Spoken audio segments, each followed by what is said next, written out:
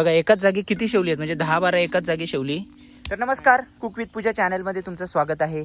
इकडे पूजा, cook with पूजा चॅनलच्या host, आणि आपण आलोय जंगलामध्ये शेवली शोधायला. खरं तर मान्सूनची खूप उशीर हजेरी लावलेली आहे.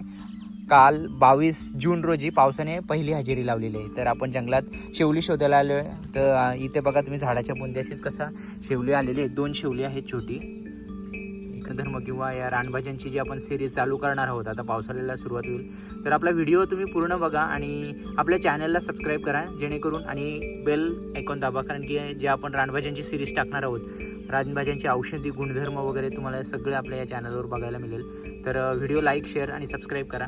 तर आता आपण जाऊ आणि अजून शेवली शोधूया.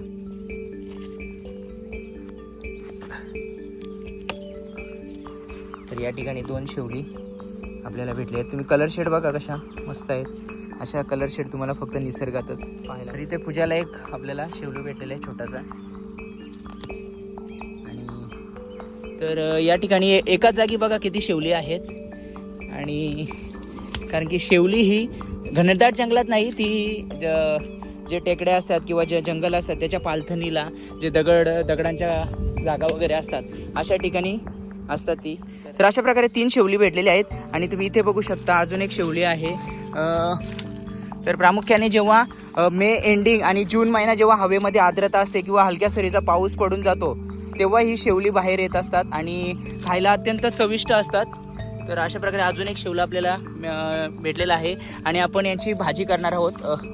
पहिले तर ही शेवली वाळवून त्यांची वर्षभरात कधी आपण भाजी खाऊ शकतो. आणि जेव्हा वाळवताना त्यांना थोडी वाफवली जाते आणि वाफवल्यानंतर जो पाणी बाहेर निघतो त्याचा रस्सा केला जातो. म्हणजे कोल्हापूरचा तुम्हाला तांबडा रस्सा माहीतच असेल, त्या तांबड्या रस्स्याप्रमाणे याची चव लागते.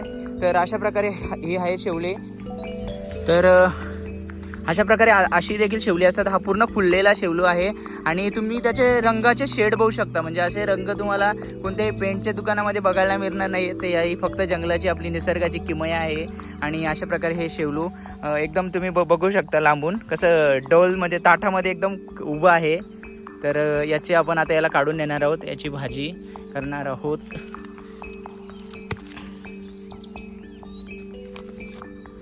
ही बघा एकाच जागी किती शेवली आहेत, म्हणजे 10-12 एकाच जागी शेवली.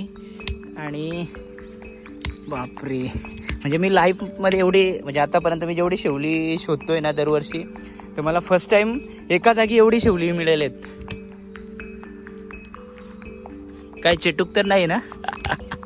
ठीक आहे, निसर्ग आहे, काही असू शकतं. पण आपण या निसर्गातच वाढलोय आणि निसर्ग आपल्याला देईल ते आपण घेत पुढे जायचं असतं.